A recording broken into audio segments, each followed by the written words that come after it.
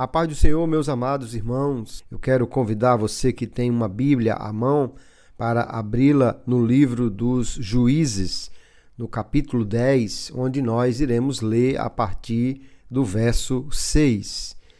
Vamos ler a palavra do Senhor que diz assim: Então o povo de Israel voltou a fazer o que era mal aos olhos do Senhor e voltou a adorar os Baalins, Astarote e os deuses da Síria, de Sidom, de Moabe, dos Amonitas e dos Filisteus, e visto que deixaram mais uma vez de seguir e servir ao Senhor, ele ficou irado com Israel e permitiu que fosse atormentado pelos filisteus e pelos amonitas. Estes povos começaram nesse mesmo ano a maltratar os israelitas.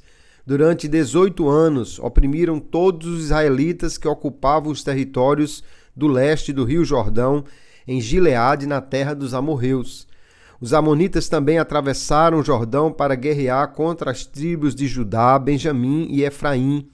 E Israel foi ficando cada vez mais angustiado. Finalmente os israelitas clamaram ao Senhor, dizendo: Socorro, Senhor! Pecamos contra o Senhor, pois deixamos de servir ao nosso Deus para servir a deuses falsos. Mas o Senhor respondeu: Eu não livrei vocês dos egípcios, dos amorreus, dos amonitas, dos filisteus, dos sidônios, dos amalequitas e dos maonitas? Houve alguma vez que clamassem a mim que eu não os livrasse? Apesar disso, vocês me abandonaram para servir a outros deuses. Por esta razão, não os libertarei mais. Vão pedir socorro aos deuses que escolheram, eles que tirem vocês dos seus apuros. Mas os israelitas disseram ao Senhor: Nós pecamos. Faça conosco o que o Senhor achar melhor, mas livra-nos só mais esta vez. Então eles destruíram os deuses estrangeiros que havia entre eles e serviram somente ao Senhor. E o Senhor já não pôde mais conter a sua compaixão por causa da angústia de Israel. Amém. Graças a Deus por sua palavra. Quantas vezes nós pedimos desculpas apenas para parar uma discussão? Ou quantas vezes nós já dissemos, me perdoe, só para que as coisas voltassem ao normal, mas sem uma real intenção de mudar?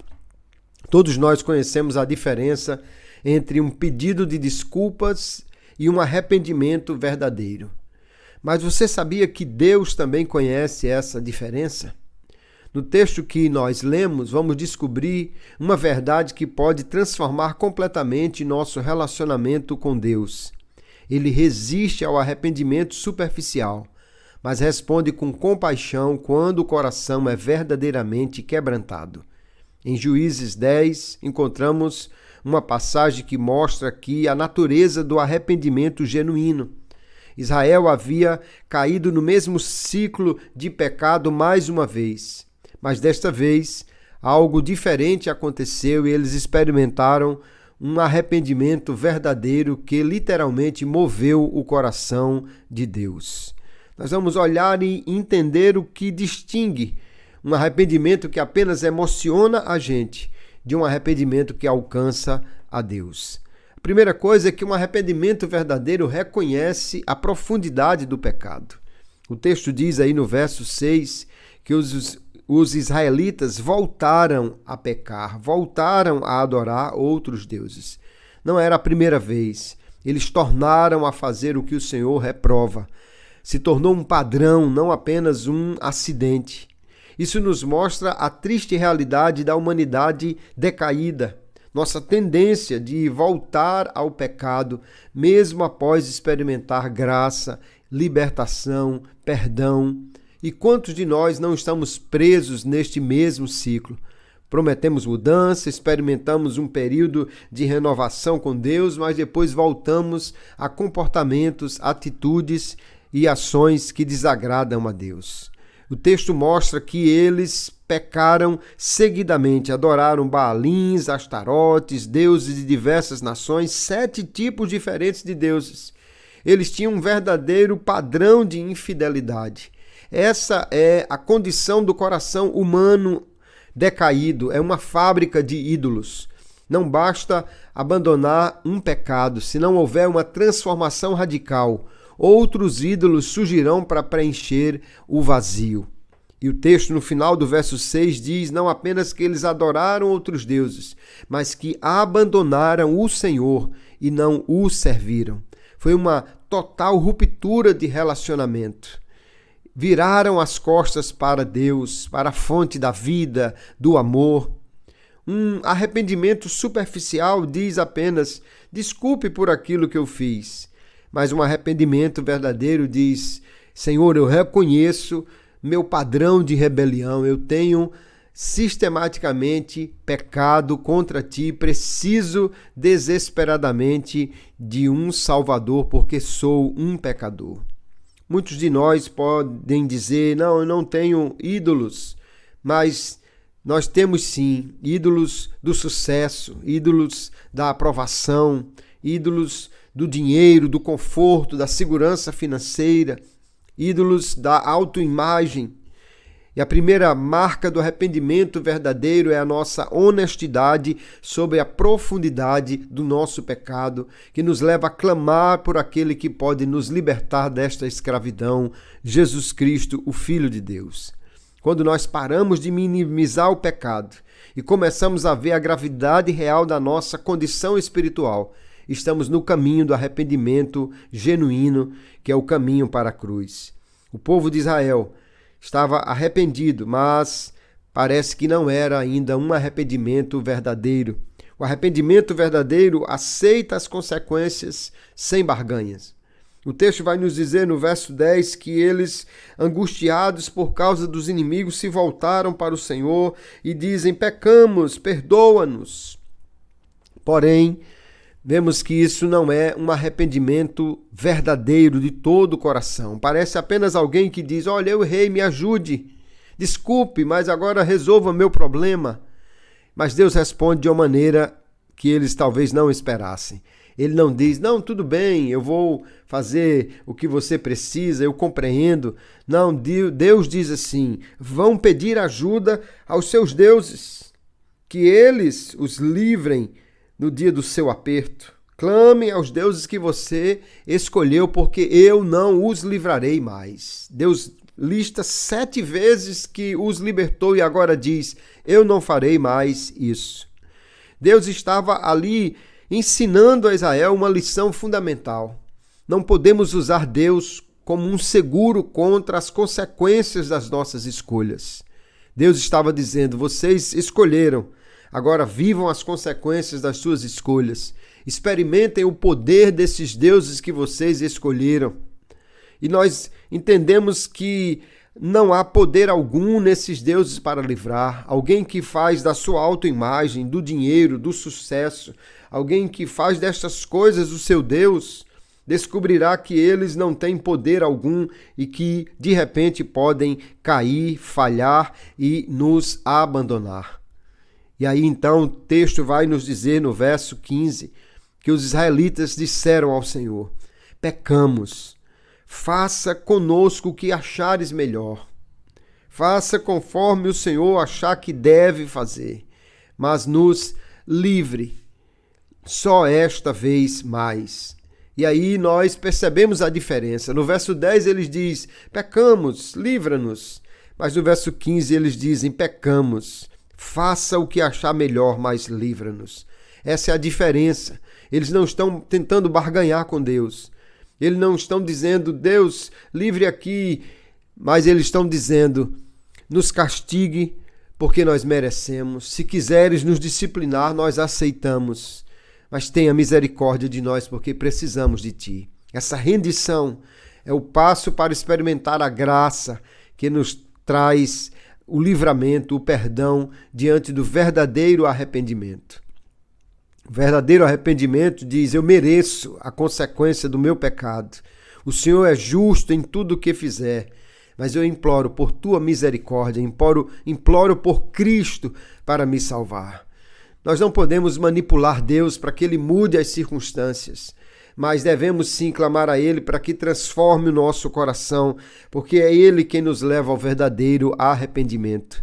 A segunda marca do arrependimento verdadeiro é aceitar que merecemos as consequências dos nossos pecados e nos rendermos completamente à vontade soberana de Deus, confiando em Jesus como aquele que já pagou o preço por nossas consequências na cruz. E a terceira marca do verdadeiro arrependimento é que ele é acompanhado de ações práticas de mudança. O verso 16 diz: eles se desfizeram dos deuses que haviam entre eles e serviram ao Senhor. Israel então fez algo que já deveria ter feito há muito tempo. Lançaram fora os outros deuses. Não foi apenas uma confissão verbal ou uma emoção momentânea, foi uma ação concreta. Destruíram aqueles ídolos, não guardaram para dias ruins ou para emergências. Eles se desfizeram deles. Essa é a ação que mostra um fruto visível de um verdadeiro arrependimento. E aí diz então o texto: serviram ao Senhor. Pararam de fazer o errado, começaram a fazer o certo. Abandonaram os ídolos, voltaram a servir ao Deus verdadeiro, como uma verdadeira resposta de amor e gratidão àquele que os resgatou. É Cristo quem faz isso no nosso coração. E agora vem o final do verso 16, que é extraordinário. Ele diz: Deus não suportou ver o sofrimento de Israel. Deus não pôde mais conter a sua compaixão por causa da angústia de Israel. Quando Deus viu o arrependimento genuíno demonstrado através das suas ações, seu coração se enche de compaixão, ou ele então pode demonstrar a sua compaixão, porque eles não estavam convencendo Deus a mudar, eles estavam cumprindo a exigência de Deus para a mudança na ação a favor deles. Porque quando eles se arrependeram de verdade, encontraram o lugar que o arrependido tem no coração de Deus, que é de compaixão. E nós vemos, queridos, que Jesus, quando se encarnou e aqui viveu e morreu para nos livrar de todo sofrimento e condenação, ele é a maior expressão do amor e da compaixão de Deus. Mas nós vemos por toda a Bíblia que aquele que verdadeiramente se arrepende precisa mudar. Zaqueus não apenas confessou, mas devolveu o que havia roubado pela graça de Jesus. O filho pródigo não voltou apenas para casa. Ele estava disposto a ser servo, transformado pelo amor do Pai. Davi não apenas confessou seu pecado no verso 51, ele clamou por um coração novo. Nós vemos que há um arrependimento verdadeiro que se manifesta em ações. É mudar de fato, é agir de fato, mostrando frutos do arrependimento, como João Batista pregava lá em Mateus capítulo 3 e o verso 8. E quando isso acontece e nós mudamos, Deus é alcançado por este arrependimento. Vemos que o arrependimento verdadeiro reconhece a profundidade do pecado, não justifica, não relativiza.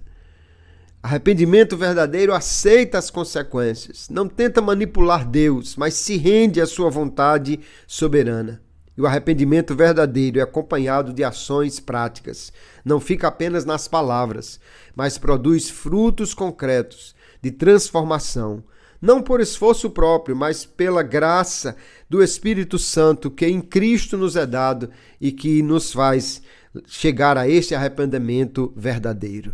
Israel se arrependeu e por isso o coração de Deus se moveu.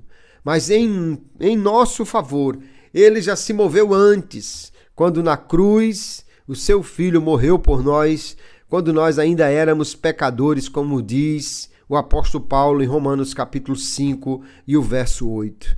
Hoje nós precisamos entender que não podemos barganhar com Deus. Não podemos viver de arrependimentos superficiais. Não podemos apenas clamar por socorro de Deus na hora que estamos precisando dele, sem ter de fato a mudança que ele requer de nós. Abandonarmos os ídolos, os falsos deuses, aquelas coisas que nós colocamos no lugar de Deus, aquelas coisas que trazem alegria, esperança, segurança para nós.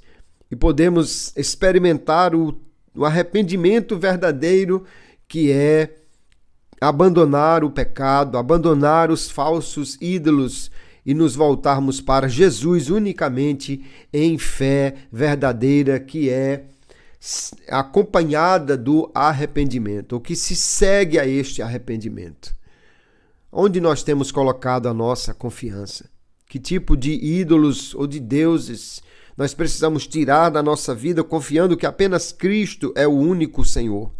Será que estamos tentando barganhar com Deus, clamando por socorro apenas para continuar vivendo a mesma vida, ou estamos de fato arrependidos, dispostos a mudar e aceitar a Cristo como único Senhor e Salvador? Que ações concretas mostram esse arrependimento, capacitado pelo Espírito, mas que nos leva a mudar completamente de vida? Que hoje possamos reconhecer arrependimentos superficiais como Israel fez. Que possamos entender que somos pecadores e dependemos completamente da obra de Cristo na cruz.